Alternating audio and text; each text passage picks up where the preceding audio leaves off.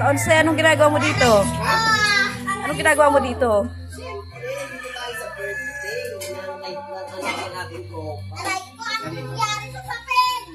Si Kuya Mike, yung bata, ilang mga handa nila. Ang dami pa naman yung ubus ko dahil mga konti. Kahit ano dito, kahit ano dito. Adobo. Fried chicken. Chicken ulit. Ayun. Ang lalaki pa ng barbecue nila. Dito, bisa mo. Pansit, luto ni Kuya Mike. Isa, kaibigan namin. Bakit aming kaibigan natin? May sabaw pa, Shanghai pa. Ito, ang laki. Made in Paranaque ito itong mga ka-onsi. 35 pesos ito. Saan to? Friend? Hindi, ano pangalan ng nila? Gerard's Barbecue. Baka naman. Tapos ito, may seafoods pa, di ba?